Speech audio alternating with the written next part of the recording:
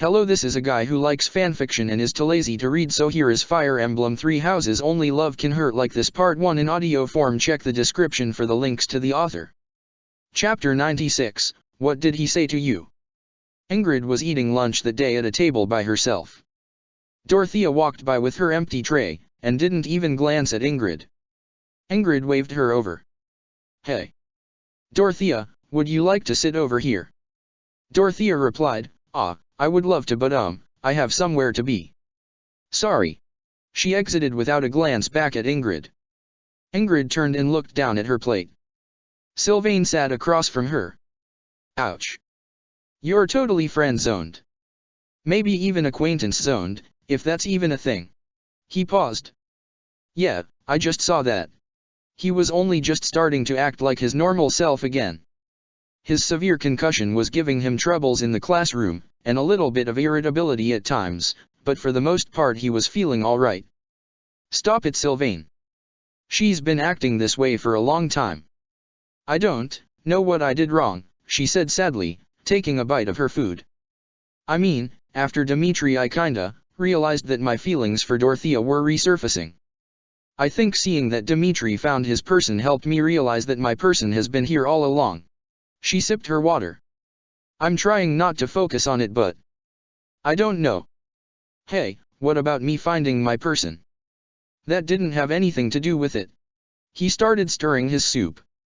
So you're finally over Dimitri? I'm still sorry that didn't work out for you. And I'm sorry Dorothea isn't giving you the attention you deserve. He took a little bite of his soup. If you're really desperate, I could always ask Felix if he's willing to let you in on what we have. Sylvain. Stop it. Those jokes are not funny. She slammed her fist on the table, hoping the noise would hurt his head a little. They're insensitive, insulting, and rude. She frowned, looking away from him. Sorry. Sorry. He held both of his hands up, then went back to eating. You know I'm kidding. You deserve to be happy, all right? Maybe I should set you up with Dorothea somehow. You know, like accidentally lock you two in an empty classroom or something until you guys fall madly in love. Ingrid looked like she was considering it, but then she said, no. What? No. Midterms are coming up.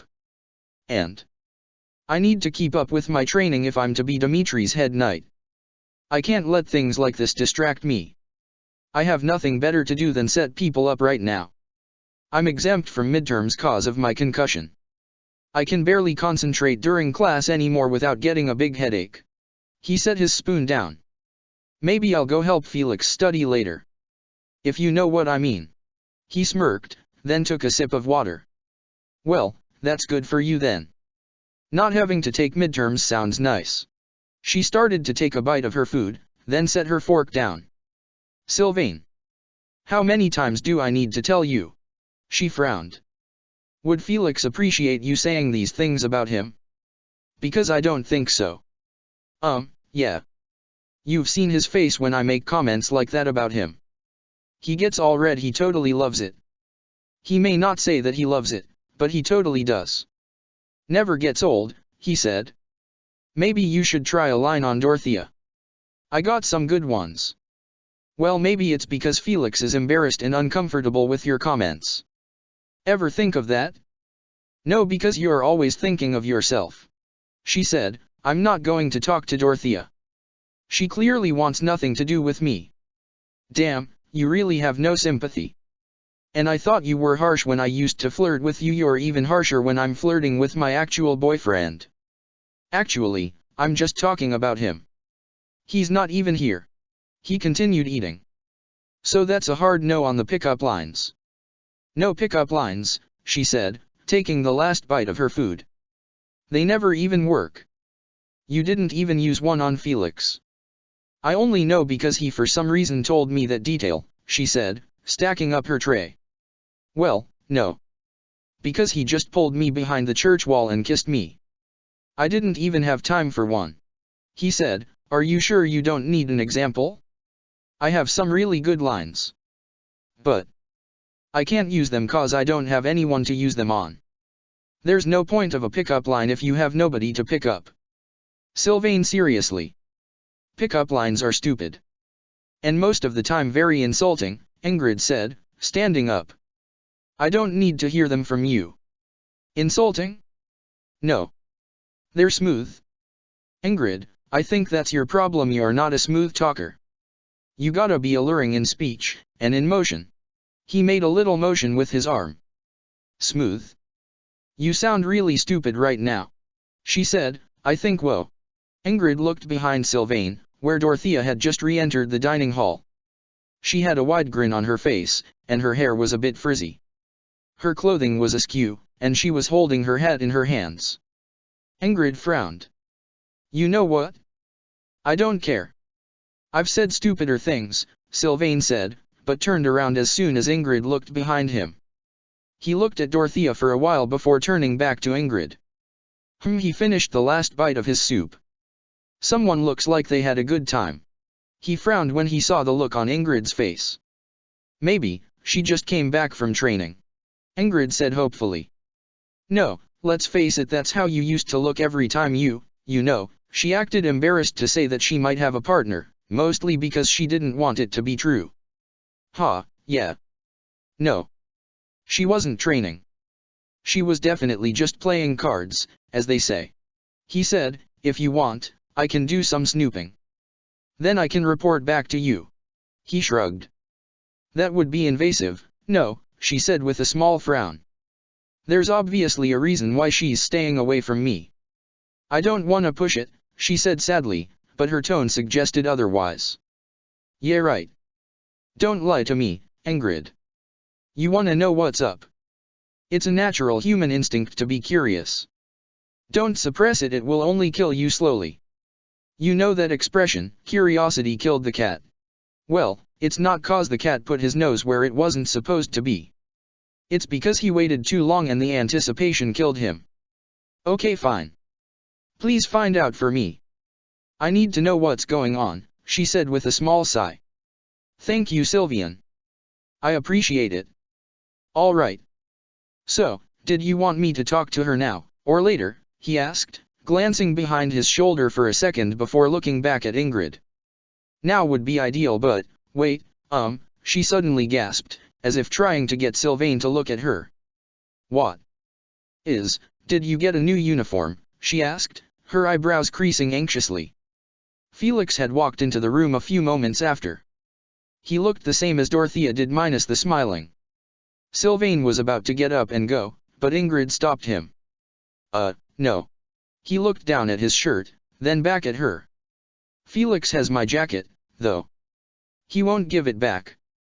You wouldn't think he's so clingy at first glance, but he is. Oh haha. Yeah. You'd really never expect that, huh? She shuffled over to try and block him from seeing Felix. No? Okay, you're acting weird now. Do you not want me to go talk to Dorothea? He pointed behind him with his thumb where Dorothea walked in earlier. He didn't even know Felix was in the room. Yes. Yes, you should. She said, wait, no. Actually, definitely don't do that. She shook her head. Maybe, go take a bath? Or something. Am I smelly? Sylvain raised his arm and smelled himself. I mean, I can't smell anything. Except for this cologne I'm wearing. Sometimes I sneak into Felix's room and spray my jacket with it. He laughed. But if you don't want me to talk to her, just say so. I'm only gonna snoop if you want me to. Ingrid didn't know, but Felix was walking up behind her. Yes. She said, wait, no, don't. Don't talk to her. It's not a good idea. Sylvain didn't really know what was going on with Ingrid. He noticed Felix walking up behind her, though. Hey. I was just thinking about coming to find you. You got some time? I thought I could help you study. He raised his eyebrows. Yeah, I have time, Felix said. Ingrid gasped and stood up. She looked at Felix. Felix. Hi. She reached up and started fixing his hair. Felix narrowed his eyes. What are you doing? He asked, swatting her arm away. Sylvain noticed that he looked a little disheveled, but didn't really say anything about it. He just sort of gave him a look before acting like everything seemed normal. Well then, what are we waiting for? He got up. Ingrid. I'll talk to you later, okay? Ingrid sat back down. Okay, have fun. Studying, she said, looking away from them. Felix began walking with Sylvain. What's her deal? Why is she more uptight than usual? Sylvain kept his gaze on Ingrid as they started walking, not looking away until he made it out with Felix. She's got feelings for someone, but, again, they're not reciprocated. The person she likes just walked in looking like they just had the time of their life with someone else, so I was gonna snoop. But then she started acting weird, so I didn't. He shrugged. Who cares? Felix said, wiping his forehead with his arm. She's weird. And that's none of her business. Felix pushed open the door to his room. So? Where were you just now? You look a little, he pointed to Felix in a circle, sloppy. He walked in, and immediately flopped down on the bed, kicking his shoes off. What? Why are you asking? Felix sounded a bit nervous. I was training. Obviously, he said, taking a book out of his bag and sitting beside him. Oh. Well, you're usually way sweaty after training. Was it just a light practice? Sylvain asked. Who'd you partner up with today? He turned and propped his head up as he laid on his side. Ingrid. He lied, without realizing that he wasn't able to use her as an alibi. Yeah. It was easy. Light sparring. He cleared his throat. I was just with Ingrid. Sylvain sat up, then frowned. You feeling okay? You're acting weird. I've never seen you act like this.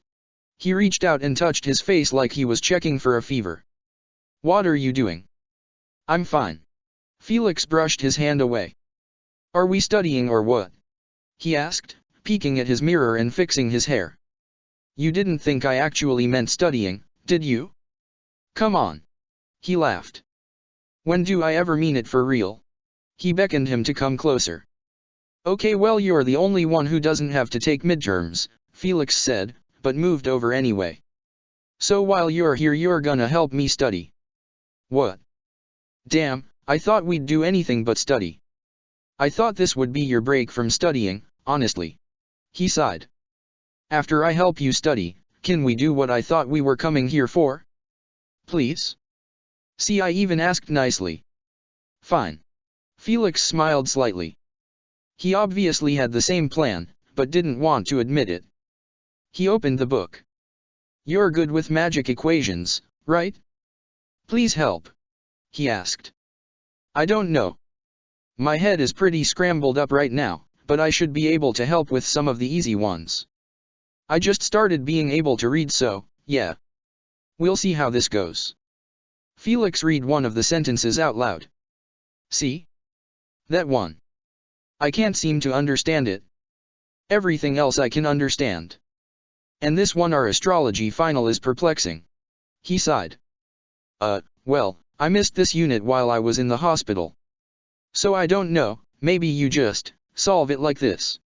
He pointed out the exact solution without even trying. What astrology final? He asked, then suddenly remembered. Oh. Yeah. Duh. Let me see the study guide. He took it from Felix. Felix wrote down what Sylvain was saying, then leaned over to look at the study guide with him. This stuff I really just can't grasp, he said. Planets. Why do we even need to know about planets? I don't know. They're important, I guess. Apparently we also need to learn about stars and nebulas. He scanned the questions. Oh, okay. What about this one? What planet has the hottest surface temperature? He couldn't say it seriously, he just had to make it sound flirty. I don't know, Felix said. It's not ours. I know that. He frowned, scanning the page. Hottest planet? This is dumb. The answer is Venus, but I get that it's probably a little hard for you to concentrate cause you're sitting next to a hot planet right now, huh? He totally wasn't taking things seriously. He went to give Felix a kiss. Felix rolled his eyes and kissed Sylvain anyways. He pulled away. I really need to study, the look in his eyes said otherwise though. Okay, fine. Next question. Sylvain said, ahem. What planet's gravitational pull is so strong it easily attracts asteroids and comets into its atmosphere? He made sure to sound flirtatious, again, not taking things seriously. He pulled Felix closer when he said, gravitational pull? Felix blushed, fumbling over his words. Who knows?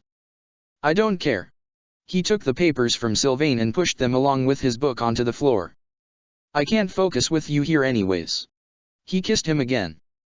I don't care what the answer to that one is, but I do know that your gravitational pull is much stronger. He grabbed Felix's face and kissed him back. Ugh, Felix pulled away. Stop it with the flirty lines. They're ruining the mood, he said, but smiled all the same. What? Ingrid told me they were cheesy, but I know you secretly like it. Sylvain smiled back and kissed him again, not wasting any time. His head was kinda hurting, but he ignored it. Felix pulled away after a long time. Hey, he shook the hair from his eyes. How long has it been since we've done this? He kinda just realized it. A while. But that's only because of my stupid concussion. Which is entirely my fault. I recovered as fast as I could so we could get the chance to do this again. No other reason. He smiled a little with a shrug. Whoa, wait. He pushed away from Sylvain.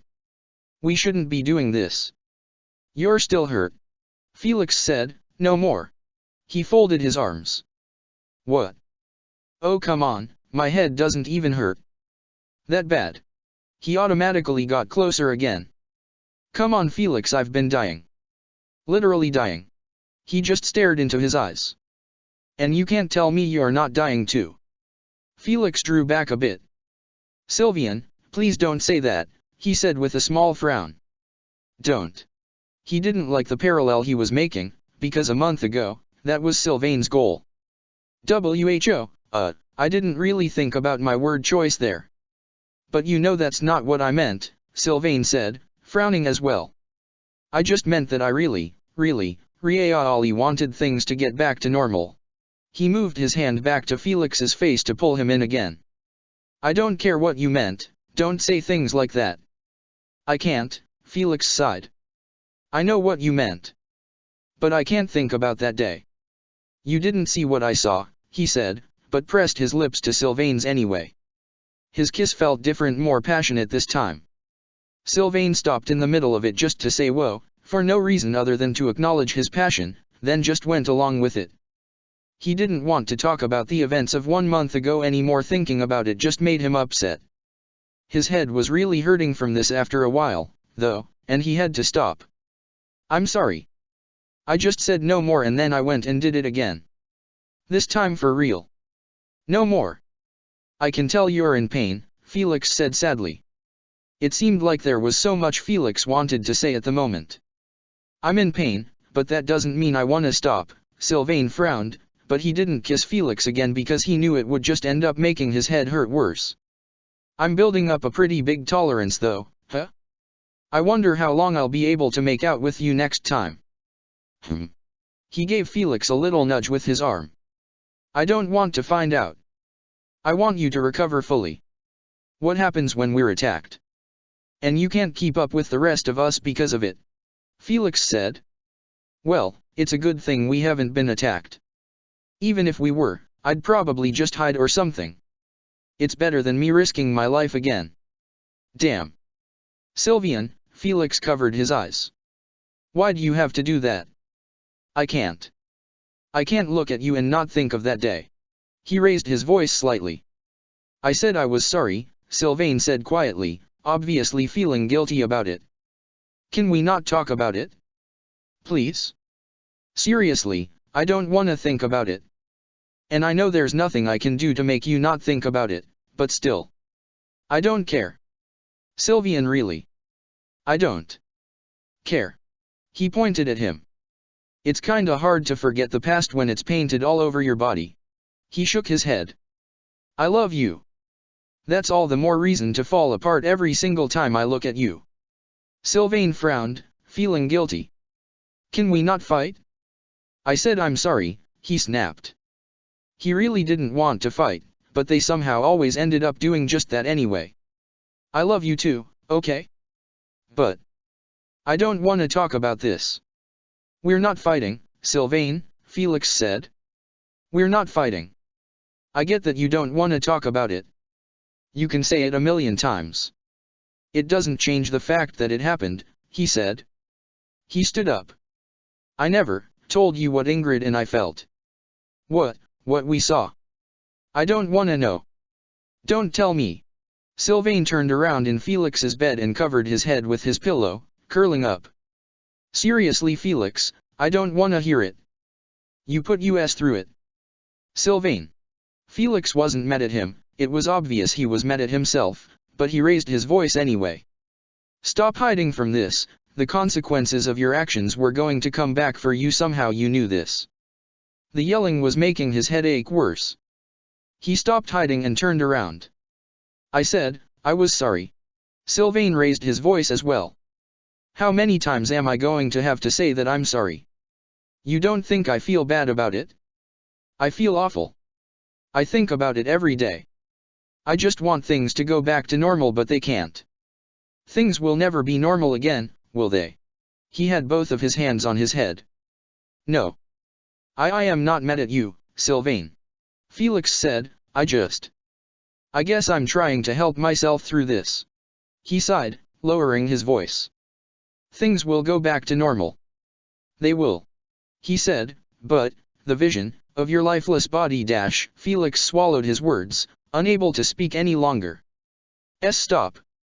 I wasn't dead, okay? I wasn't lifeless. Sylvain looked away. Yeah, I got hurt pretty bad, but I wasn't dead. You never lost me. He sat up and hugged his knees to his chest. And I'm here now, so.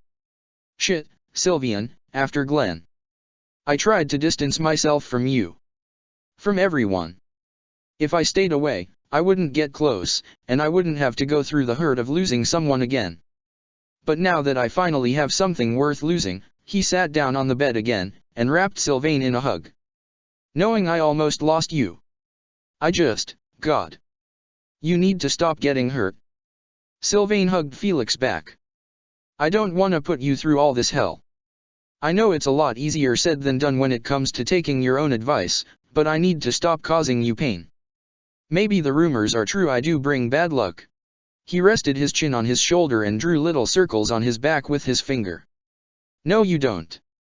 Because, being with you is the best thing that has ever happened to me. Felix was having trouble being so vulnerable, but didn't care. You're not putting me through hell. It's the other way around, really. It doesn't seem that way. We haven't been able to catch a breath since we've been together. When you think about it, we haven't even been together very long. I mean, if you count the period of time we were broken up, and I wouldn't even really call it that. Sylvain shook his head. But, never mind that, he held on to him a little tighter. It doesn't matter, Sylvain. When we run away, we won't have to deal with any of this anymore. Ever. I need you to recover, right? Now. We need to leave. Felix said, imagine not talking to our fathers ever again. I'm trying. I am. I want to be better so we can get the hell out of here and never look back. Sylvain took a deep breath. We have to go somewhere our fathers will never find us. Please, he said, but where do we go? Where are we safe? We keep talking about running away, but where to? Yeah, I would stake out in Abyss while we figure it out if we need to, but, in all honesty, I want to leave Fodlan for good.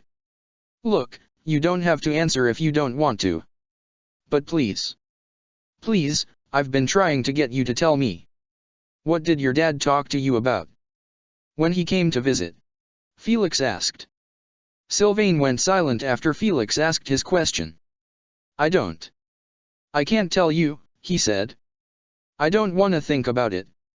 It's upsetting. It's not important right now, okay? Will you tell me eventually? Felix asked. Because if I need to go over there and have a little chat with your father I will. Maybe. I just don't feel like repeating the words that came out of his mouth. Let's leave it at that.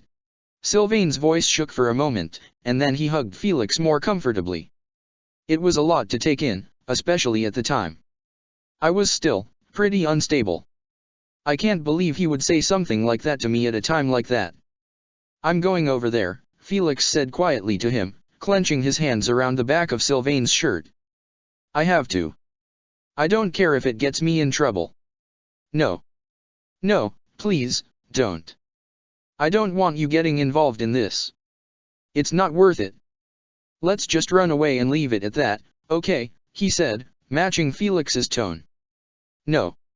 Why leave it at that? Felix said. I don't care. I don't know what he said to you, maybe I never will. But it doesn't matter. I don't care. I'm going there. I can't let you go. I don't want you to get hurt, Sylvain said.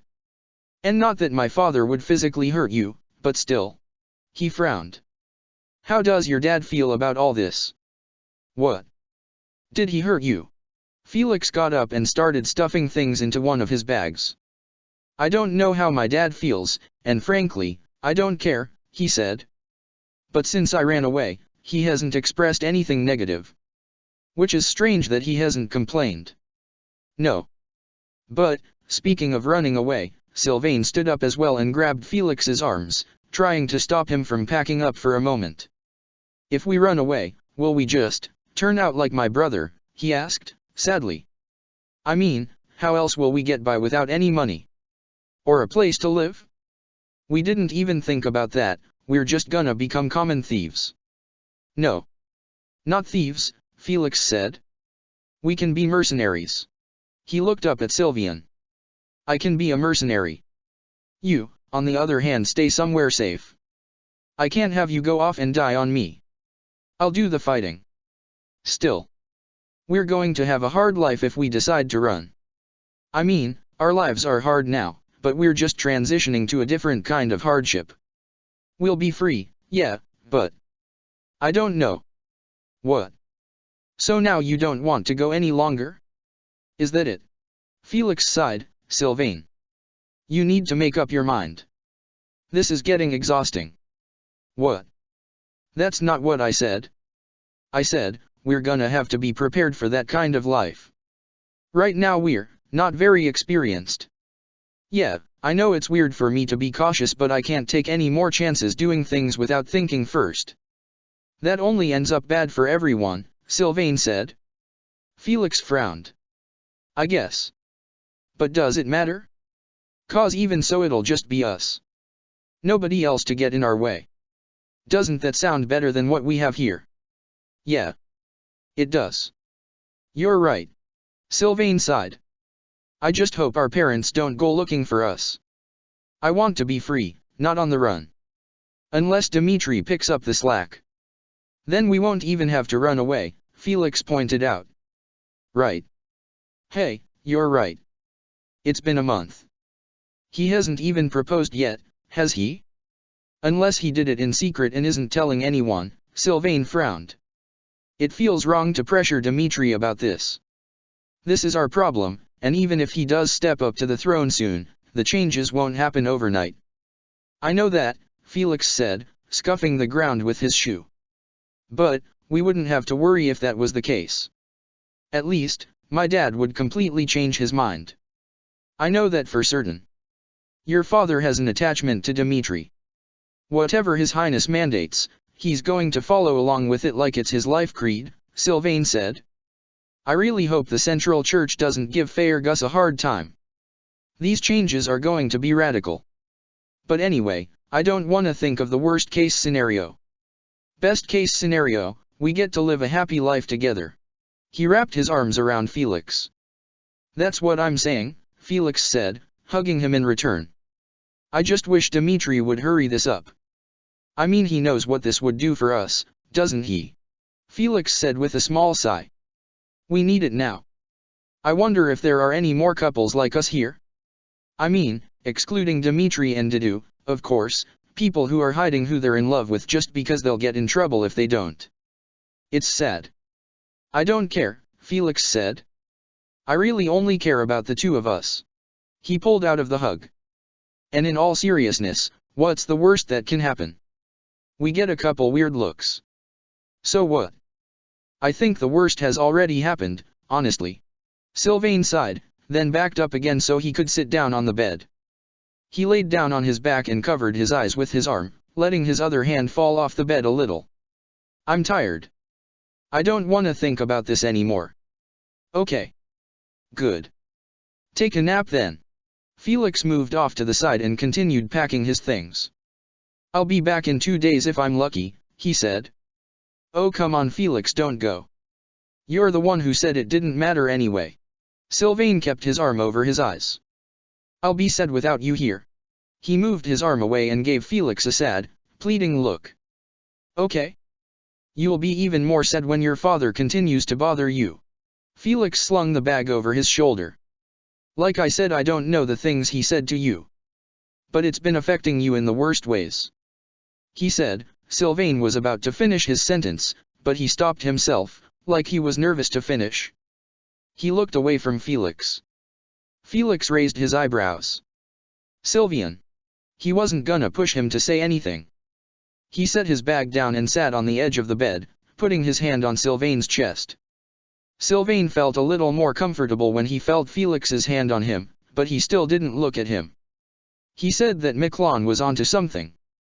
That Miquelon was right. Right to do all of those awful things to me when we were kids. He said, because, clearly, my father failed to see that I really was scum, apparently. My dad said that I'm lucky, and that I'm wasting that luck. He covered his face with both of his hands. He said that choosing to spend my life with you is no better than suicide. He said that to me a week after I tried to kill myself. Felix stared at the ground for a moment. I'm gonna kill him, he said quietly, but obviously that wasn't true. Sylvain, do you want me to go over there? Because I will. And I won't leave until I set things straight. Felix was planning on asking Dimitri to come along with him, but I didn't know if Sylvain even wanted him to go. And no. Don't kill my father. Don't kill anybody. Sylvain shook his head, then sat up and held on to Felix like he was telling him not to leave. He said other stuff too. Stuff I wouldn't say out loud. But even though he said those things to me, it's not reason enough to kill him. He shook his head. What else did he say? Felix turned to face him again. What else? I'm not going to kill him, just tell me what he said. Felix looked really angry. It's not worth repeating, I'll tell you that much. Sylvain let out a sigh. I just can't believe he basically told me I'd be better off dead than living the life I want to live. And he didn't leave you out of it. He's not even your father and he's mad at you too. I don't understand. He was literally in my place when he was my age. He can't even empathize with me or sympathize with me even a little. Felix grabbed Sylvain by the hand. Fine. I won't talk with your father. Well, go together and talk to mine, Felix said. Maybe he can talk some sense into that ugly rat, he said. They're best friends, no. That somehow feels a little less daunting than talking to my father, Sylvain said with a frown. Something makes me think he might be a little more tolerant. Maybe, you'd know better than I would. I don't know. I really don't. But my father hasn't spoken a word to me about the two of us since I left the carriage. So we're going. Come, let's go pack your things, Felix said. But what about midterms? I don't have to take them, but you do. Sylvain got up, though, taking him by the hand. I couldn't care less, Felix said, slinging his bag back into his shoulder. You're more important than some stupid tests. He looked up at Sylvain, whose jacket was sticking out of the bag he had packed. Okay. Come on. Let's get my stuff together. Are we coming back? Or are we going to talk to your father and then just leave?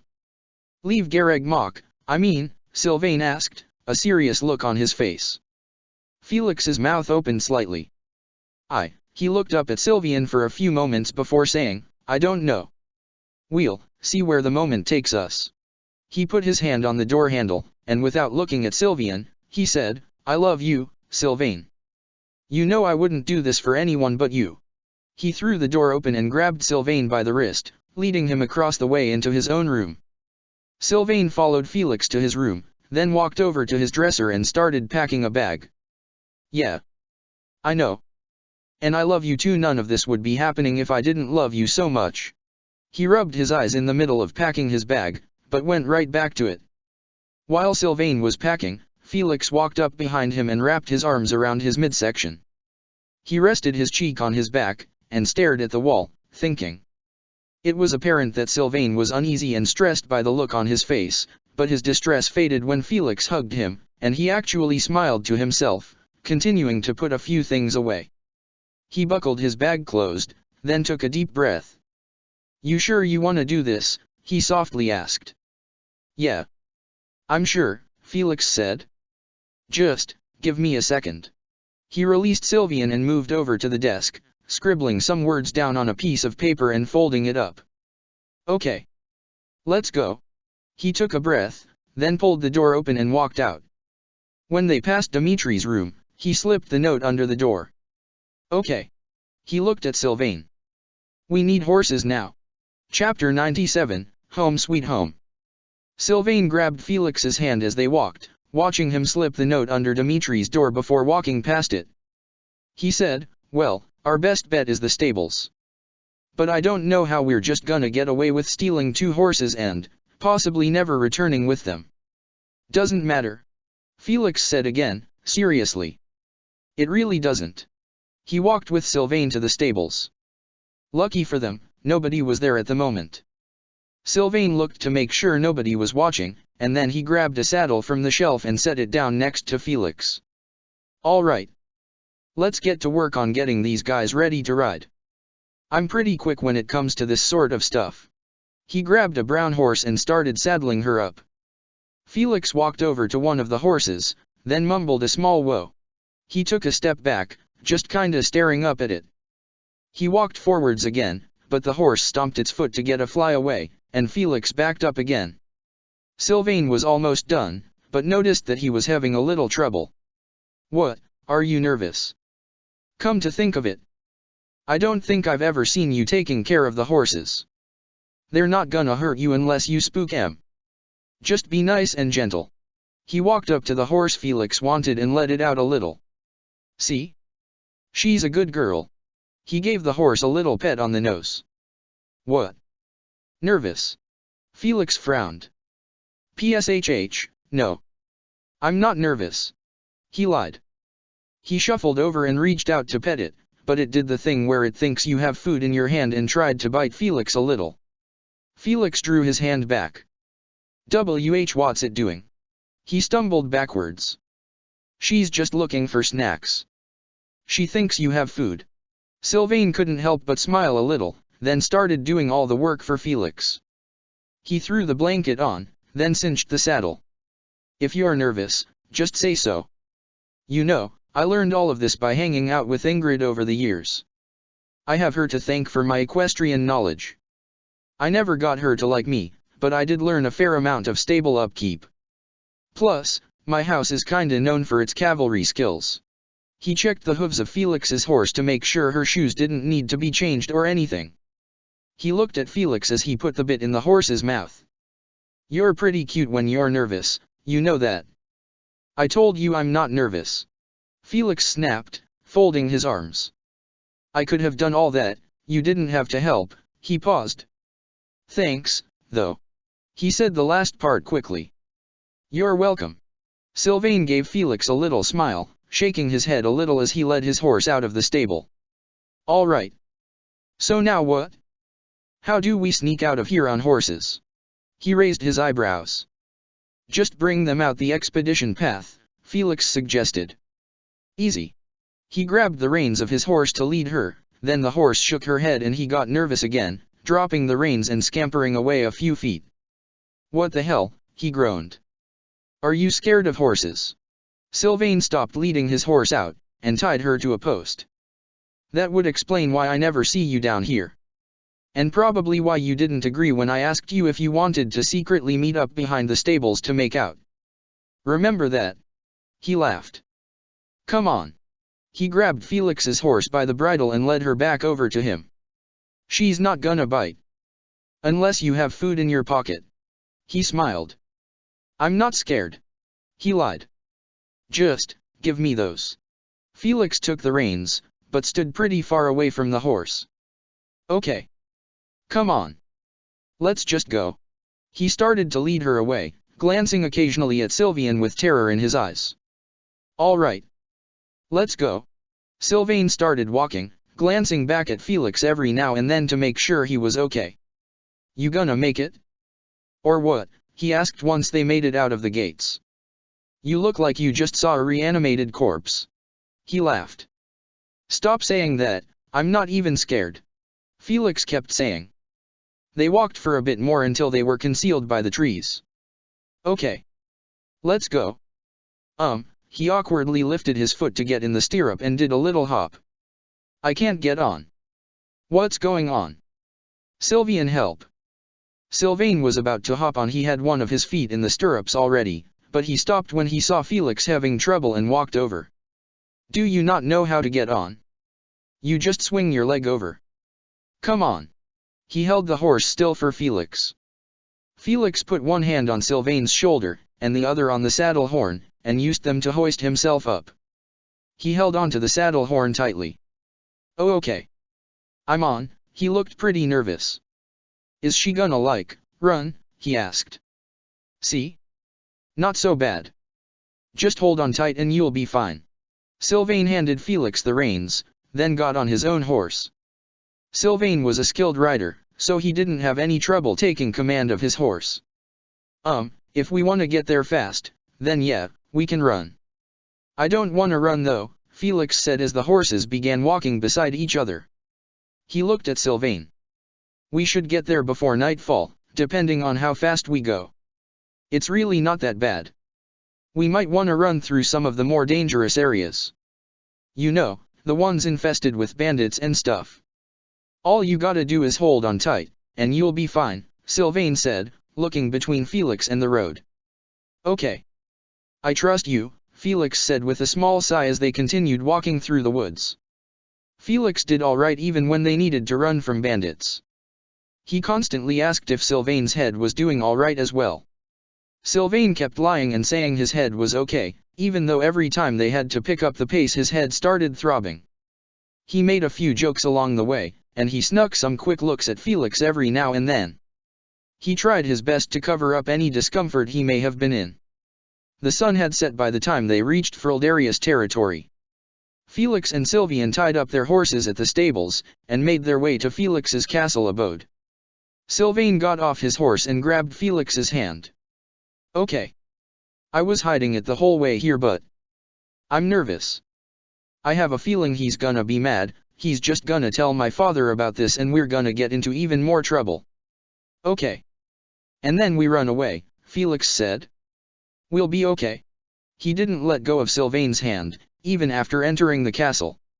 He walked along the hallway to Rodrigue's chamber, and pushed the door open. Rodrigue was sitting at his desk with a drink in his hand, and Matthias was with him. Oh no. Rodrigue was holding a drink.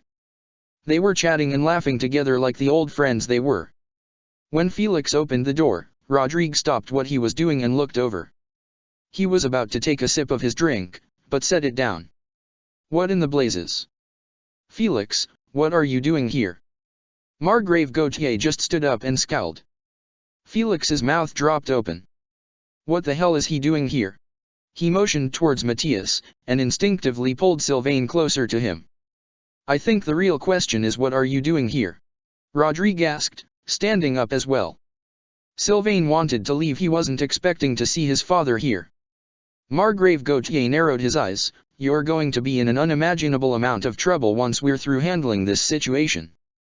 Oh, shut up. Felix groaned. Seriously, what is wrong with you? He marched over to the dads, pulling Sylvain along with him. Seriously? You wish your son was dead? Huh? Really? He screamed. Where did you get such a foul idea? Margrave Gautier frowned. Rodrigue walked over to Felix and sort of got in front of him.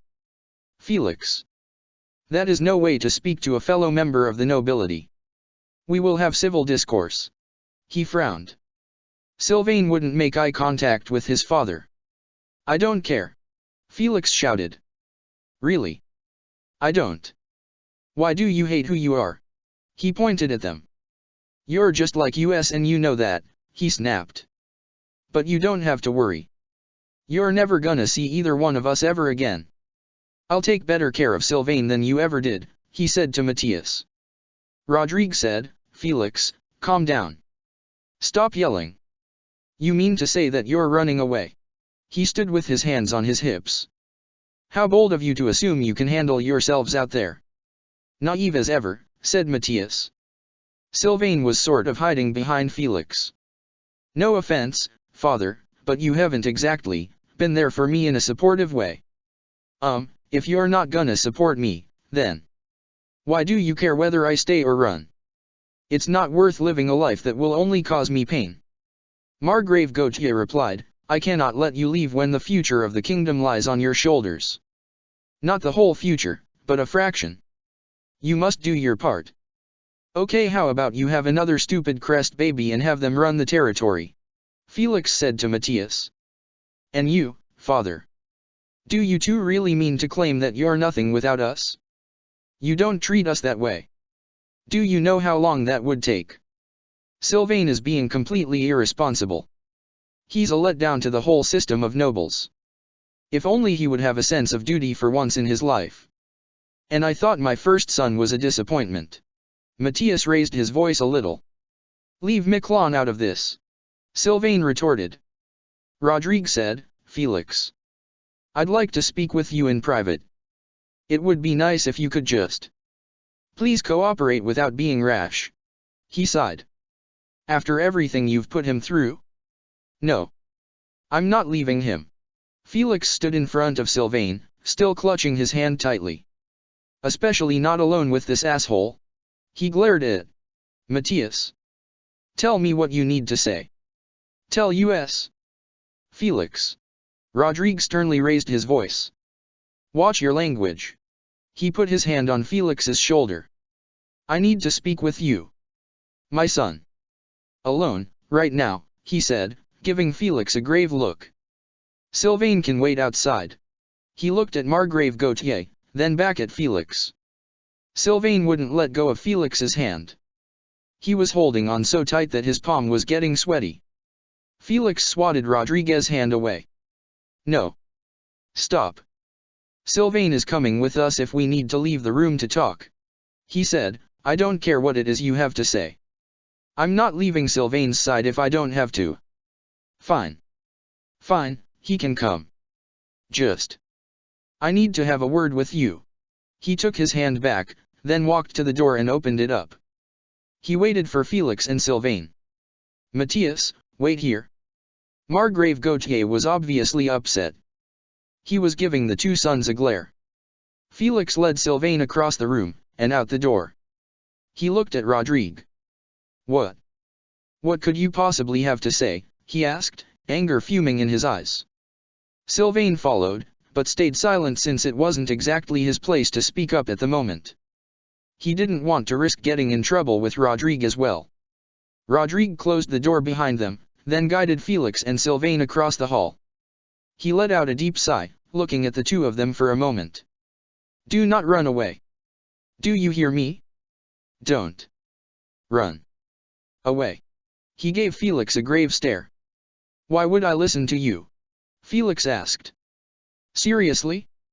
Why? Because you have shown the two of us zero support ever since you found out about us. You don't have a reason other than the fact that it's our duty. I am not opposed, Rodrigue said, after a few moments. Felix, he sighed, look. I haven't been the most supportive father. And over the past month, I've recognized that. I've reflected each and every night on my role as a father. And being a good father means supporting your child. He paused. Last time I was at the monastery, I had a talk with His Highness. Somehow, he ended up talking about you and Sylvain. He told me his ideals. About a world where you both could be happy. When I was your age, that was unthinkable. So to deny you what I wished I could have had, that doesn't seem fair. He took another deep breath. So, Felix. I am sorry.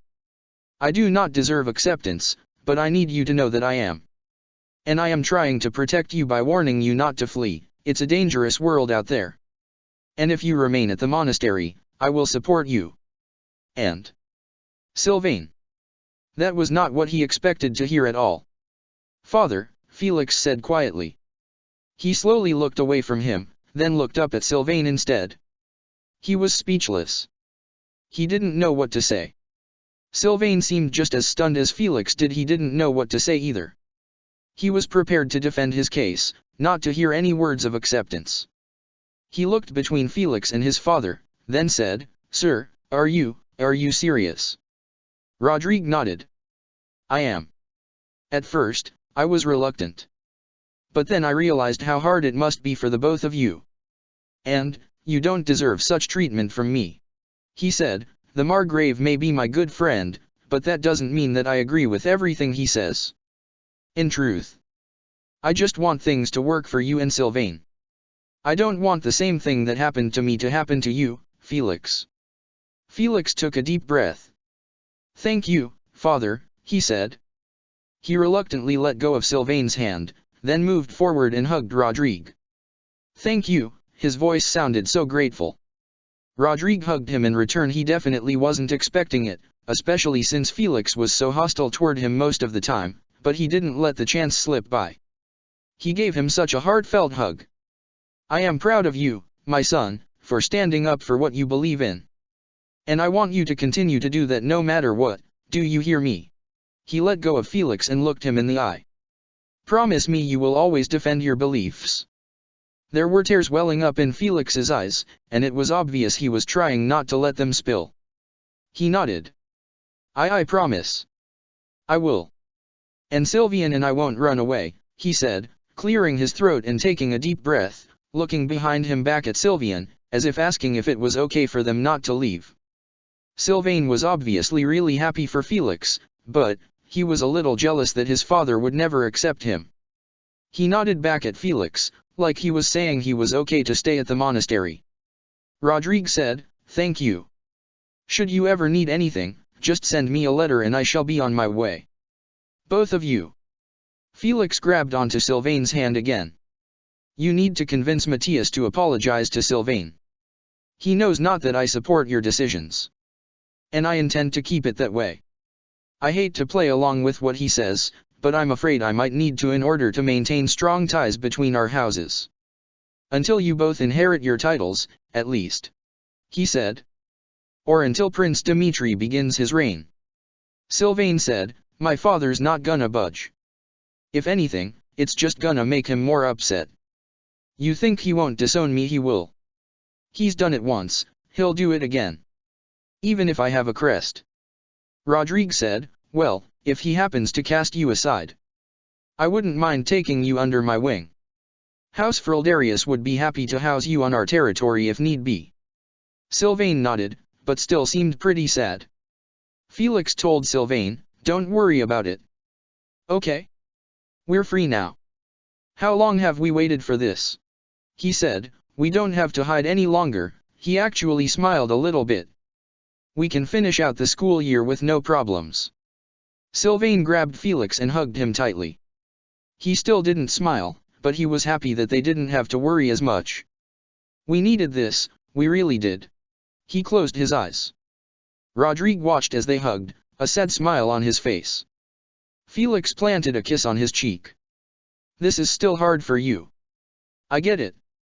But we get the life we've always wanted now. We don't have to run. He kept his voice low, then pulled away from him. Let's go back, okay? We don't owe your father anything, not even a goodbye. The kiss on the cheek made Sylvain smile. Rodrigue said, Hold a moment. You think it is safe for you to be out at this hour? Rest here, and then head back to the monastery in the morning. Leave at sunrise so that you may travel in the light of day. He started leading them down the hall. Get some sleep. Sylvain sighed. Thanks. I sorta need the rest. My head has been killing me this whole time. He definitely looked tired. Humph. I guess we can stay. Felix said, flashing Rodrigue another grateful look as he passed him. "We'll come to say goodbye before we leave in the morning." He moved his hand up to Sylvain's back, and led him around a corner, up a flight of stairs, and into Felix's bedroom. Rodrigue said, "You boys head straight to sleep, do you hear me? You have another long trip ahead of you." He watched them head away, and then returned to have a chat with the Margrave. No worries, Sylvain said back to him. "I'll be getting some rest as soon as possible. Promise." He walked with Felix into his room, but as soon as the door closed he took Felix in his arms and kissed him. Felix pressed his back up against the door, and kissed Sylvain in return. He pulled away, but just barely. "Are you happy?" he asked quietly, hoping that this visit eased some of Sylvain's worries. "You can't say this whole visit wasn't a huge surprise. I mean, I feel a little safer now. And I'm definitely not afraid of people finding out about us anymore. Things are looking up." "I never thought I'd say that, but they are," he said, "so, yeah. For the time being, I'm happy. Because, we don't have to hide anymore." He pressed his forehead to Felix's. Felix laughed slightly, and put both of his hands on Sylvain's cheeks. "Heh, we don't, do we? And we didn't even need the boar's approval," he pointed out. "I don't think I've ever loved you more than at this moment," he admitted. "You wanna let me know by kissing me instead of telling me?" Sylvain asked. "You know I was kidding when I told your dad we'd go right to bed, right?" He held on to Felix, obviously not wanting to waste any time. He beamed back at him. It's been a while since he had a genuine smile on his face. "Of course I knew you were kidding. Who do you think I am?" Felix said, guiding him towards the bed. He was about to push him down onto the bed, but stopped himself. "Wait. You're still hurt." Instead, he gently sat him down, and climbed in beside him. "Okay, now you tell me this time if you're in pain. We want you to actually recover, remember?" He looked down at him and smiled for a while before leaning in and kissing him. He paused a few times to tell Sylvain that he loved him, or tell him how hot he was, or that he looked really good with his shirt off. He was so happy, and hoped Rodrigue wouldn't walk in on them because that would be awkward. As it got late and Sylvain couldn't stay awake anymore, he took Felix in his arms and gave him one last kiss before drifting off, remaining close to him for the rest of the night. He woke up a few times to find that he had accidentally moved away, and every time he just pulled Felix closer to him. Chapter 98, Autumn Stroll. Once the sun came up, Sylvain obviously didn't want to get out of bed even though it was time to get up. There was a knock on the door. They were supposed to be up 45 minutes ago to leave. Rodrigue's voice came through the door, "Boys." Felix slowly sat up, rubbing his eyes. "Geez, are we late?" he asked quietly, looking over at Sylvain. "Come on. Let's go." He walked over to his mirror and got dressed, then pulled his hair back. He shouted to Rodrigue several times. "We're coming, just be patient." Ugh. I'm tired. Why'd we stay up so late? Sylvain groaned, rolling onto his back. He opened his eyes and just stared at Felix as he got ready, not getting up until Felix started fixing his hair. Whatever. It was worth it. He got dressed, then made sure his bag was packed and that he wasn't forgetting anything. Rodrigue knocked. "I've been waiting for you at the gate for 45 minutes. You're going to be late." "We already are late," Sylvain said through the door. "Just give us a second, we'll meet you down there." Felix snapped, pulling on his left shoe, then the right. He walked over to Sylvain and grabbed the front of his shirt, kissing him a few times before releasing him and packing the last of his things into his bag. "Are you ready?" he asked. Sylvain was closing his bag when Felix came over to kiss him, so he stopped everything he was doing just to kiss him back. No, he finished putting his shoes on, then kissed Felix again. Rodrigue knocked on the door again. "Boys." Sylvain gave Felix a smooch and then pulled away. "Okay, I guess I have to be ready now. Come on, let's go." He put his bag over his shoulder, then stepped out, where Rodrigue was waiting. Rodrigue gave them both a look. "Took you long enough, you two should be on your way back to school by now." Sylvain quickly covered his neck with his hand. "We went straight to bed, I promise." Rodrigue sighed and led them to the gates, choosing not to point out the obvious. Have a safe trip back, you two. Again, if you need anything, don't hesitate to write. Felix nudged Sylvain with his elbow when he made the comment, then looked at Rodrigue and said, "We're grateful. Thank you for everything." With that, he took Sylvain and the two of them got back on their horses, heading back to school. By the time they were back, it was already evening. Seath was waiting for them at the gates when they got back, looking infuriated. "Where have you been?" He gave them a long lecture, but eventually let them go. Felix and Sylvain made sure to unpack everything from their bags. Felix still didn't give Sylvain's jacket back. He looked at Sylvain, seeming like he had 1,000 things he wanted to say. What he ended up saying was, "You've had a long couple of days. Why don't you get some rest?" Sylvain took a deep breath, standing in Felix's doorway. He leaned against the frame. "Yeah. I think I will." He was smiling, though, unable to look away from Felix. "You too, okay? Rest up." He walked forward to give Felix one last kiss before backing up. "Night," he said, making eye contact with him for as long as he could before leaving. Later that evening, there was a knock on Dorothea's door. Dorothea opened the door. "Finally. I was starting to get deshed." She realized it wasn't the person she was expecting though. "Oh, hello." It was Linhard. He wondered what she was saying before, but didn't ask about it. "Good evening. I was wondering if you were able to chat for a moment? It's been a while since we've talked. Which was mostly my fault. But I'd like to reconnect, if you're free," he said. "Of course I would." She stepped outside and closed her door. "Would you like to go for a walk?" "We could walk and talk," she asked with a smile. "Do we have to walk?" He sighed. "I suppose it wouldn't hurt for me to get some physical activity, as light as it may be." He smiled, despite sounding like he didn't want to walk. "I've been so busy conducting research lately that I've been neglecting my social time. Care to tell me how you've been these past couple weeks?" "You know, I've been pretty great actually. I've found myself somewhat of a significant other," she said quietly. "But you can't tell anyone. It's a secret, okay? Someone might get hurt if this got out." "Oh, have you? Well, I guess that explains why I've seen less of you recently," he sighed. "I'm happy for you, really, and I won't tell. The only thing significant to me lately has been my research. I'm looking into the minor crest of Cethline. But I won't bore you by droning on and on about it when you're clearly happy about something else." "Oh really? And why is that?" Dorothea said, "I'm not one for crests, we all know this, but isn't that the crest you carry? Why are you looking into this?" "Because why not? I've started an independent study with Professor Hanneman. He's supervising my self-constructed curriculum. He didn't want to tell anyone that it was really because he was wondering about Flane's abilities. That's all. I won't bore you any longer. I wouldn't want to ruin your good mood. You sound like you're above the clouds these days." "I suppose I am," Dorothea said with a small smile. "You know, after that day I saw Ingrid kiss Prince Dmitri down by the bridge, things have really been looking up." "That happened? Oh. Well, I wasn't aware of that." "Guess that's what I get for living in the library," Linhard said. "Have you moved on?" he asked her, obviously wondering if she had finally gotten over Ingrid. "Can I maybe not answer that? As much as I want it to be, the answer isn't yes," she said with a small sigh. "It's very frustrating." "Oh.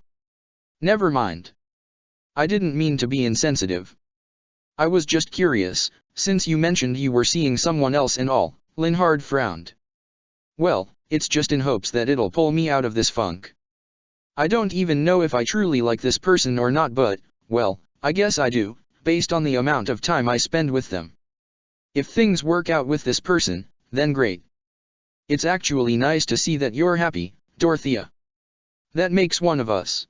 He gave her a little smile, but it faded as he looked ahead. Oh, Linhard, I'm so sorry. I didn't mean to boast. That was not my intention." She put a hand on his shoulder. "Surely you don't need Casper to be happy all the time, do you?" And I promised myself I wouldn't bring this up tonight.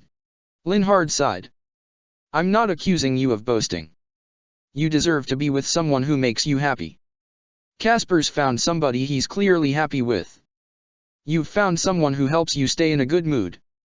I should be happy for my friends, so I am. Dorothea sighed, then attempted to change the subject. Hey, are you looking forward to the fall festival? I know I am. Sort of. I think I'd rather catch up on some sleep instead of tire myself out with the activities, but perhaps I should participate? I'm looking forward to enjoying some sweets, but that's about it. What about you? All of it. Come on, that hayride has to be fun. You can sit next to me. It'll be fun, she exclaimed. I'm even thinking of dressing up for it. Dressing up? I didn't know it was a formal event. Ah, but knowing you love getting dressed up. I'm sure you'll look beautiful. Will your significant other be there to see you? He asked. No, I mean in a costume. Dorothea said. I think I wanna be. A cat. Or maybe a sexy thief or something like that. I haven't decided yet, she said, and I think so. I'm guessing. It depends if they have other things to do during it, which I wouldn't be surprised if so. Oh. Right. It's tradition to dress up in costumes around the Wyvern Moon. I don't have time to make a costume. I'll just admire everyone else's handiwork, he said. When we were little, Casper and I dressed up as ghosts. It was my idea only because all I had to do was throw my bedsheets over my head. He chuckled. Ha. Ah, that is so cute. I can just imagine it now. She smiled. I never dressed up much when I was younger. At least, not in anything good. I'd usually try to craft myself a pair or fairy wings or something out of sticks and twigs. He knew she was an orphan, but didn't acknowledge it out loud. Well, now I feel like I'm obligated to coordinate costumes with you if that's something you're up for. We went to the dance together, so why don't we do something together again? He was only asking because he knew Casper would be spending all his time with Hilda instead. Oh. I would actually like that. Very much. Dorothea said excitedly. If you'd like, you can come up with the costume, since you came up with the idea. But I do have some in mind, if you have no ideas. Go ahead, tell me your ideas. Spare me the time I'd have to spend coming up with the ideas. I might like your suggestions better. Okay. Well, for one, I can be a cat, and you can be a dog. She said, that one is always cute. Or we can be pumpkins. Or vampires. If we're going to be matching animals, can I be the cat? They sleep up to 16 hours a day, you know. He laughed. Which is a characteristic I share. He paused. I'm not so keen on the whole vampire thing. I know we need only be using fake blood, but that's still enough to make me feel faint. Okay. Okay, no vampires. And if you want to be the cat, sure. I'm sure I can come up with something for myself as a dog. Is it settled then? Dog and cat, she asked. Although, I'm not so sure a dog suits you. I can see Casper as a dog. He's got that excited puppy energy, if you know what I mean. He sighed. Never mind that. I'm coordinating with you, not him. Yes. And I'll be the dog. She said, so no thinking about him, all right? Well, you can, but not in that way. How long until the festival commences? She thought out loud. Linhard was trying so hard to deny he wasn't so jealous of Hilda. But it was obvious that he was. I think it's at the end of the month. The 31st of the Wyvern Moon, I believe. That's when midterms are over, anyway.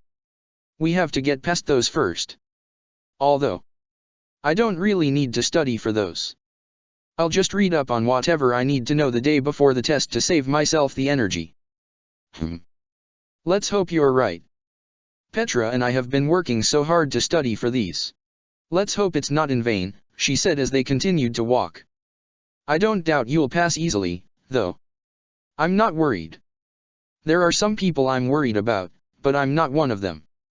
He stopped talking because he saw Casper frolicking past with a bouquet of flowers. He purposely turned and walked the other way with Dorothea. Dorothea put her arms around his shoulders as they walked. "Midterms will be a breeze for you," she said, peeking over her shoulder at Casper for a split second before looking forward again. "You know what? This walk has been nice. I needed some fresh air. But I think I should be getting to sleep now. I might just sleep through the whole day tomorrow, so, would you mind filling me in on the lesson?" he asked. "Oh. Sure, but you really should come to class," she said, stopping right in front of the dorms. "But I suppose I can help with that." She nodded. "Sleep well, Lynn, all right." "No, I know I'm not going to feel like it. I'd rather catch up on sleep. I'd just be sleeping through class anyway," he sighed, his mood suddenly changing. His voice sounded mopey. "I'll see you later." "Have a nice night, Dorothea." He started walking away in the direction of his dorm room. "Okay, goodbye."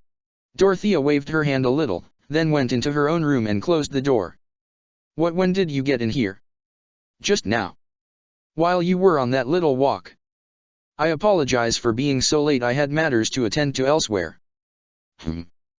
"Took you long enough." "Yes, well, it's over now. Shall we?" "We shall." Who was in there with her? Chapter 99, Secrets. The next morning, Ferdinand was having a quiet cup of tea by himself in the gardens. He had his eyes closed, and he was listening to the sound of birds chirping as the sun rose. He had his study materials beside him, and after a few sips of tea, he started taking some notes with a content look on his face. Of course, Petra sat down across from him to study. "Hello Ferdinand," she said with a small smile. "Are you feeling ready for midterms?" "Good morning, my lady," he cheerfully replied. "It is nice to see you so bright and early. Would you care for a cup of tea?" He smiled, gesturing to his beautiful tea set. "Yes, that would be tasting lovely," she said, taking one of the teacups and saucers and placing it on her end of the table. Ferdinand poured her some. "And to answer your question, yes. I have studied just about as much as I possibly can. I know the study guide in and out. And, on top of that, I have another word for you today, if you are interested." He gave her a charming smile. "Yes, I've been waiting," she replied. She took out her pocketbook, which was filled with a month and a half worth of words already. "All right. Today's word is, rapture." He spelled it for her, so that she could write it down correctly in her notebook. "You still have yet to guess any of the definitions correctly. Would you like to try your hand at this one?" he asked. "This one is having a lot of difficulty to me," she said. "Does it mean to be having talons? Or to be a predator of some sort?" she asked with a small frown. She seemed sad that she hadn't been able to guess any. "Haha.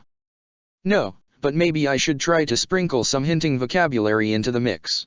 He took a sip of his tea. Rapture is a delightful word. It is another way of saying euphoria or elation. For example, I experience rapture whenever you walk into my line of sight. He smiled. "Euphoria? I have not been hearing that one." She shook her head. "But I do like that I make you be rapturing," she said, clasping her hands together. "And this tea does as well." "You would be correct.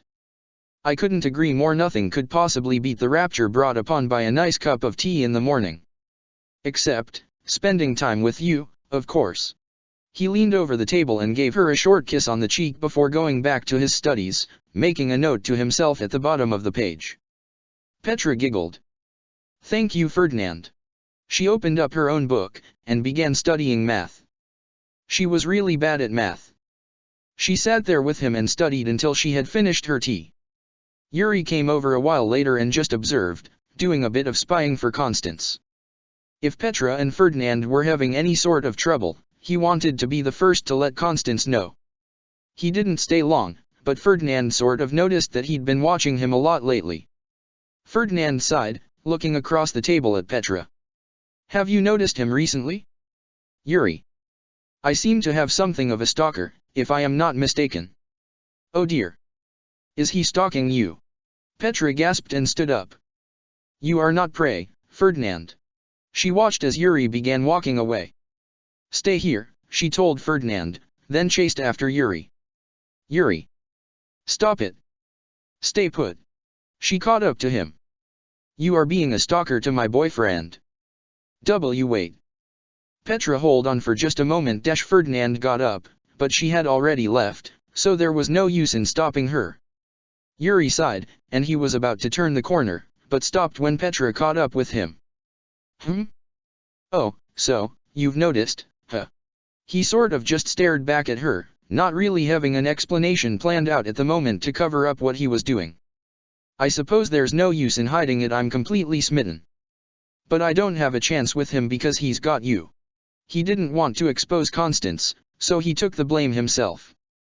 This is rather embarrassing.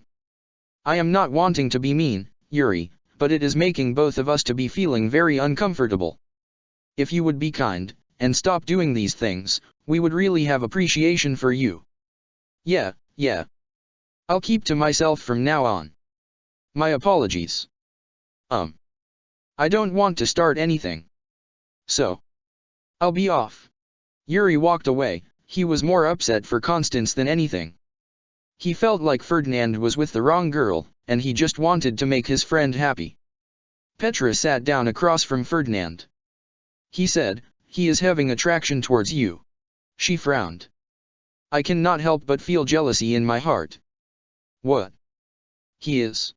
Ferdinand frowned, looking to where Yuri was previously standing.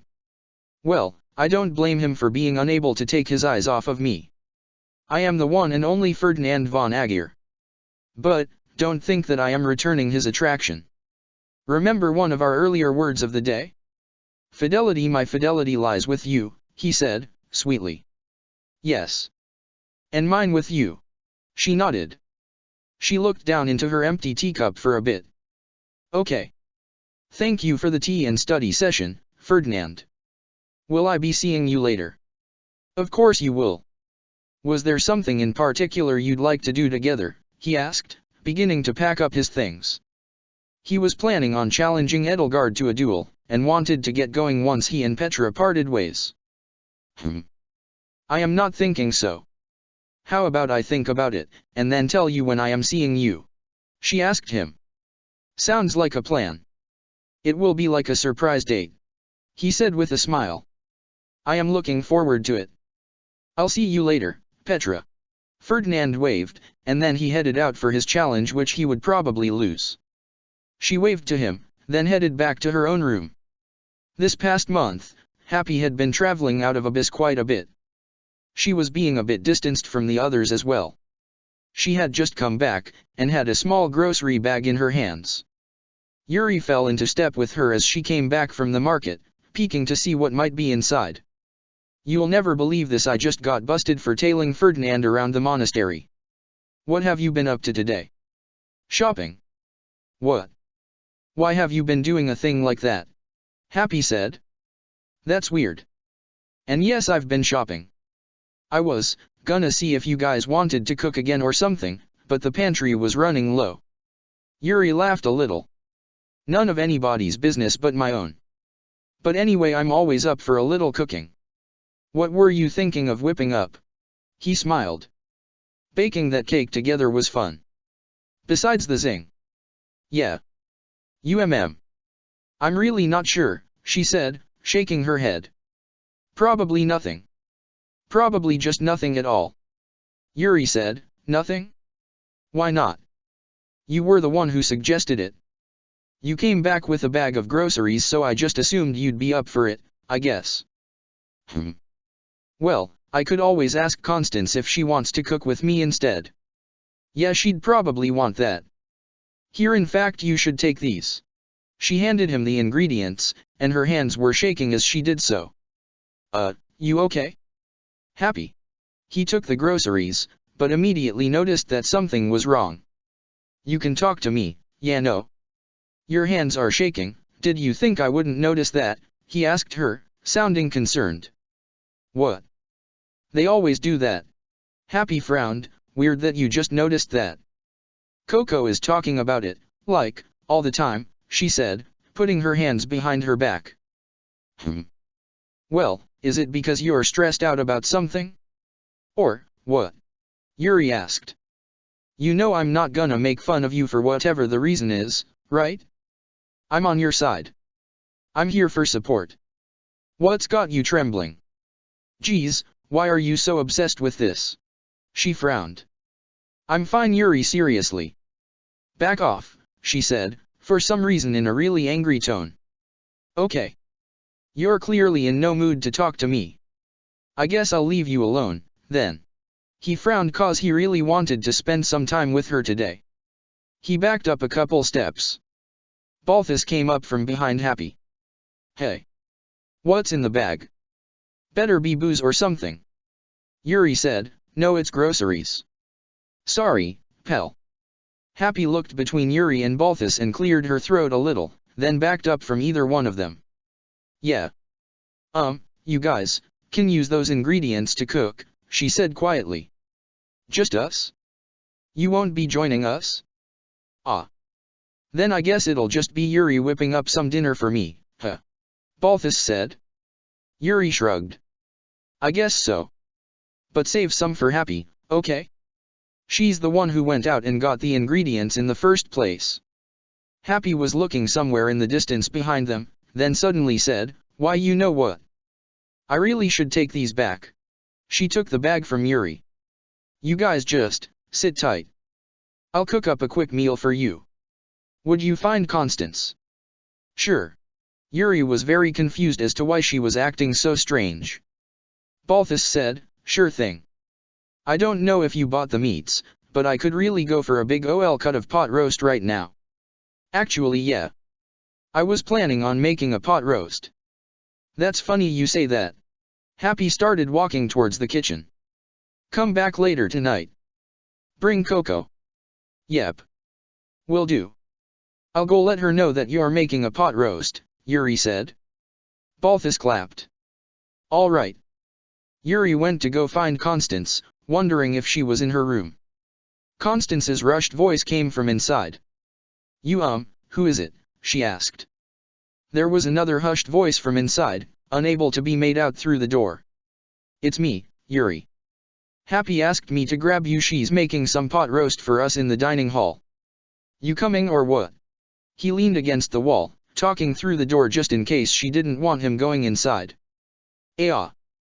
I am rather famished. Constance exclaimed. There were more whisper voices, and then a moment later, Dorothea stepped out, fixing her hair quickly. She didn't even look at Yuri, she just rushed up the stairs. Yuri watched Dorothea scamper off, not really thinking anything of it. He let out a quiet chuckle and shook his head after she was gone, waiting for a little bit for Constance. He said through the door, so? You finally find that high school romance thing you've been telling me about? He asked. Constance opened the door, smiling wide and straightening out her clothes. Haha, yes. Yes, I did. I was going to tell you, but I figured it would be fun if you caught me in the act. She said, and alas you have. But I want pot roast. I'm hungry. Fun. Yuri laughed again. It was certainly a shock. I didn't know you were seeing anyone. I've been wasting my time stalking Ferdinand for you. That would have been nice to know before I was caught and confronted about it. He started walking with her. Oh dear. You didn't have to do all that. But I thank you anyways, she said with a small smile, walking along with him to the kitchen. Happy was almost done. So? How long has this been going on? I guess that explains your manic moods lately. I mean that in the best way possible, of course, Yuri said, seeming happy that she was happy. He sat down at a spot in the dining hall across from Balthus. Constance sat beside Yuri. About a month, I might say, she said with a small nod. It's exhilarating. Just then, Happy came by with 4 full plates, and set them down in front of everyone. Ah, thanks Happy. This smells delicious. Yuri gave her a thankful smile, then started cutting into it. Balthus just took a huge bite of it to start. Oh man. This is the stuff. You gotta make this more often. He spoke with his mouth full, getting a little on his chin. Yuri ate neatly. Anyway. Congratulations, Constance. I hope this relationship you've got going on stays strong. I hear there's a ball going to be held during the ethereal moon. Hopefully you guys are still together by then so you can enjoy it. Oh. Now wouldn't that be lovely? Constance exclaimed, taking a bite of her food. Happy hadn't eaten yet. After a while, Constance, Yuri, and Balthus began to become strangely tired. It was a bizarre grogginess that came on rather quickly. Yuri became so drowsy that he could barely keep his eyes open. He rested his cheek on his palm, letting his eyes close. Balthus was the least tired, but still tired. Whoa. This is weird, and I got a full 8 hours last night too. He noticed that Yuri and Constance were looking tired as well. What's the deal here? I feel, before she could finish her sentence, Constance slammed her forehead on the table and fell asleep. There was a voice from nearby, but they were so groggy it was hard to make out. Good. Happy, bring, for now. Happy stood up and looked down at her friends. Yuri, Constance, and Balthus could feel a pair of hands grab them from behind, but it didn't last long before they were out cold. Chapter 100, Poisoned Meatloaf. When they woke up, the group was in a strange, dark part of the sealed forest. Happy was tied up just beside them, still asleep. Constance looked around. What is going on? Happy, wake up. Yuri. Balthus. Balthus ate more pot roast than the others, so he was still knocked out by the time everyone else woke up. Yuri groaned, opening his eyes. He didn't notice he was tied up at first, but it didn't take him too long to realize that he was. What the? He was still groggy from being drugged, but he was aware that they weren't in the monastery anymore. What's going on? He struggled. I don't know, Happy said quickly. Where are we? Constance frowned. This is scary, weren't we just eating pot roast? I demand answers. She cried. I see you're awake now. Kronya hopped out from behind the line of trees. Yuri tried to break free of the bindings, but stopped since he knew it was no use. What is your objective? What could you possibly gain by capturing us and bringing us in the middle of the woods? He very well knew how valuable their blood was, but he feigned ignorance. Balthus was snoring.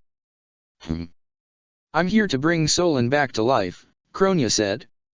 He perished, and you four are the only ones who can bring him back. Constance cried, do not come near us. Kronya laughed. As if I'd listen to someone like you. There was a small tugging on Yuri's ropes. Happy was leaned up against his back, slowly cutting the ropes. Yuri felt that Happy was helping him out, so he stopped moving. He leaned up against her, trying to help her get a little closer to his ropes. Ah. So your leader died, and you're going to take our lives to try and resurrect him? What if I told you I'd be willing to help you out if you just let us all go? You heard me, I'll cooperate with you. Balthus started waking up. Ugh, what the hell? Why am I tied up? A second ago I was just eating pot roast. Yeah, I've heard never to trust you. Kronya said, look, I'm not asking for much. Just your lives. She cackled. Yuri's ropes came free. Yuri felt that his ropes came off, but he acted like he was still tied up. Now who'd you hear that from? I'd be a great partner in crime. No hard feelings to my old friends, but I'd rather live than die a human sacrifice to some clown. Balthus laughed. Heh. Clown. Can you juggle? She blinked. Actually, yeah, I can. She juggled 3 knives that were fastened to her belt. Is this cool? Constance growled, nobody cares about your silly little circus acts. Release us. Kronya sighed, and Happy began releasing Balthus now. Kronya put the knives away. Whatever. Let's get started. She walked over to Constance, and roughly pulled her away from the group. Hey, now, don't take her first. I insist take me. That way, you can ensure that Elle don't come up with any schemes to stop this whole thing in the meantime. Yuri said. Balthus sat up, letting Happy cut him free. Okay, you can stop because I'm literally not gonna fall for anything you have to say, Kronya said, then wasted no time before she stabbed Constance in the side. Constance keeled over in pain, bleeding profusely. Happy gasped, staring down at Constance in shock. No. Balthus snapped free of his restraints. Even though Happy wasn't quite finished cutting, he was strong enough to get out. He ran at Kronia and, without thinking of the possible consequences, went to punch her right in the face.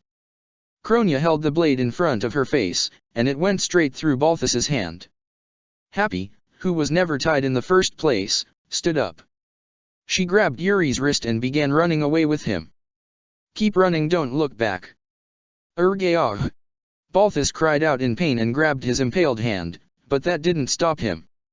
He tried to grab her wrist and flip her over, attempting to overpower her to get to Constance. Yuri got up and started sprinting away while Balthus acted as a distraction. He said, "We have to get back there to save Constance as soon as possible." He didn't look back, but he was tempted. Kronia flipped hard onto her back. Ow! Why did you do that? She shouted at Balthus. "'Cause you stabbed my friend. And I'm not gonna let you get away with that." He scooped Constance up. "I'm not gonna let you die." Kman, he started running away.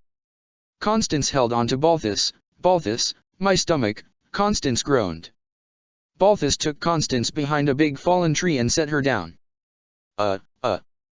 Here, it's not much, but I can do a little healing on ya." "Hold still," he gently held his hand above her wound. It wasn't super strong healing, but it may have been enough to at least stop the major bleeding. Constance looked up at Balthus. "Thank you." Balthus nodded. "Don't mention it," his hand was bleeding out everywhere. "We gotta find Happy and Yuri and then get the hell out of this place." Happy shook her head. "Kronia will heal her before she dies. She needs her alive. She can't complete the ritual until we're all there." Yuri nodded as he ran, but then stopped. "Hey, wait a sec. How did you know that all four of us have to be there?" He caught his breath. What? "I guess I just assumed." Happy breathed quietly. "No. Really? How do you know that? You get some sort of intel somehow?" Yuri wiped some sweat off his brow. Happy swiftly spun around and plunged a syringe into Yuri's leg. She pulled it out, then began running back towards the clearing. "Arg. Happy." Yuri collapsed, holding his leg. "What in the—" "Happy." He turned around, then got up and started limping after her. Happy ran right past Constance and Balthus, not even noticing them as she ran. "Balthus, Happy." Constance weakly pointed to where she ran towards. Happy met back up with Kronia. "There," she shouted. "You have blood from every single one of us. Now you can have your precious ruler back, leave us alone." Balthus saw her, then gasped. "We gotta get her over here so we can escape." He said, "Stay right there." He ran after Happy. "Hey. You." He didn't realize that it led him straight back to Kronia. Yuri followed Happy back just to watch her give his blood to Kronia. "Happy, this can't be some sort of scheme, can it? Why are you?" He shook his head, confused as to why she was helping the enemy. Kronia took the blood from Happy. "Ha. Thank you. You've done your job well." Kronia smiled. "I'll spare them. For now." She whispered something into Happy's ear, and then a huge plume of smoke engulfed them both, and Kronia was gone. Happy fell to the ground, just kinda staring at the grass. Yuri ran up to Happy and grabbed her by the shoulders. "What the hell?" He shook her. "Working for the enemy. What are you thinking? Even I wouldn't stoop as low as that without it benefiting us in some way. Do you remember what happened last time Solon attacked? We nearly lost half the monastery." Balthus looked really confused, then went to grab Constance and told her what happened. Constance held on to Balthus and listened to him as he carried her over to the clearing. "Why, Yuri, stop." "I had to." Happy cried. She sniffled. "I had to. Please don't hate me. She was going to kill you. She was going to kill you." "Happy," Yuri sighed. "I'm not saying that my life doesn't have value, but she's going to use our blood to bring back an enemy who has the capability to wipe out our entire school. You should have just let her take me out instead. Now what are we supposed to tell the Archbishop when we get back? We can't just deny the fact that the whole school is in danger once again. He shook his head. Happy, why? Because I care, that's why. I'm not going to lose you just because. Happy held her face in her hands. Constance spoke softly. Happy, dear. I can't believe you would do this. Just because what? I don't understand. You set this up, didn't you? It all started with the meal, you tricked us. And I didn't even see it coming. I should have known something was wrong when your hands were shaking when you returned from the market. And you've been disappearing to the surface for long periods of time as well. Yuri shook his head. And that pot roast was damn good too, Balthus added. Happy shouted, I was being forced to. I wasn't going to lose she frowned. Someone I care about. I understand if you never want to see me again. I do. But I saved your lives tonight. Especially you, Yuri. Was it just me she was going to kill? Or all four of us? Yuri asked. You seem to know quite a bit about what's going on here, can you start from the beginning? Tell us what you've been up to, Happy. Just you, Happy said to Yuri. Just you. Can we just get out of here first? Please? Because Constance is bleeding out. Fine. We'll get Constance to safety, because that's our top priority, but as soon as that's taken care of, I think we need to have a little chat about all this, yeah. Yuri started walking back. Balthus carried Constance, making sure she was as comfortable as she could be on the way back. Happy stopped walking. You guys are going the wrong way. She said, the school is this way. She pointed towards the left. Happy. I think I know where I'm going. Yuri creased his brow, giving her a look before continuing on his way. Balthus didn't know who to believe. He sort of looked between them. No, I'm telling the truth, Happy said quietly. I am. She looked at Yuri, but something in her face said it wasn't right. She had one hand behind her back. You think any of us are in the mood to trust you after you drugged us up and used us to resurrect some shape-shifting miscreant? If so, I'd think again, Yuri replied. Balthus frowned. Sorry, Happy. I'm kinda with Yuri on this one. I'm surprised he hasn't left you behind yet, in all honesty. Especially after that little stunt you pulled. I mean, look what happened to poor Constance. Oh come on, you guys really don't trust me? I mean, I did it to save you. She sighed, but nothing happened, no monsters were summoned. Okay. And look where we ended up, we're all hurt, except for you, and now the bad guys have the advantage. Yuri wouldn't look back at her as they walked. Seriously, is it even safe for us to let you stay in Abyss right now? He asked. Constance grabbed tighter to Balthus. Something isn't right, she mumbled, Yuri. Just then, Happy lunged at Yuri from behind and attempted to stab him in the back. Yuri, look out! Balthus exclaimed, but instead of trying to protect him, he had to make sure Constance was safe from harm. Yuri turned around, but it was halfway to when Happy was closing in on his back, and he got stabbed in the arm instead. Ah! He cried out, holding his arm and backing far away from Happy. Since he was unarmed, he didn't really have anything to defend himself with. Why? Again? This is completely mad. Balthus, something isn't right here. I need you to go back to the monastery. Warn the others there about what happened, got it? Balthus nodded and started running with Constance back to the monastery. We can't leave Yuri, Constance said softly, but she knew she'd die if they didn't get her back soon. Yuri's gonna be okay. He's good at getting himself out of situations like this. If you wanna live, I gotta get you back fast. Balthus brought Constance up to the medical wing, which attracted a lot of attention. He started telling Seath what happened. Happy laughed. You really think I'd just let you get away like that? No. I don't have enough blood for the ritual yet. Yuri frowned. I knew it was you. Happy, she wouldn't act like this. She wouldn't betray us. Show your true form. There's no point in hiding anymore. Kronia transformed back into herself. I'm surprised you didn't catch the little switch I did with Happy sooner, she said, backing up. You need to come and save her, don't you? Where is she? Surely you can't do it alone, she said, then laughed. Happy is dying. Bring your friends, and maybe I'll consider letting her live. My friends are back at the monastery. Yuri held onto his arm, which was bleeding profusely. Damn. I don't get myself into any situation where I won't come out alive. He looked around. But it looks like I have no choice. I'm not going to make it out of this if I fight. Take me with you. I'd rather my friends live. Do what you want with me, just let them live. What? Kronia backed up, as if she wasn't expecting him to say that. Okay then, you and Happy will die. And, that should be enough to bring back Solon, right? I don't know. RRGH, you're being frustrating. She grabbed Yuri by the arm, and teleported with him. They ended up in a weird-looking dungeon. There was probably dubstep music playing in there. Happy was lying in one of the cells, where Kronia pushed Yuri in beside her, and locked the door.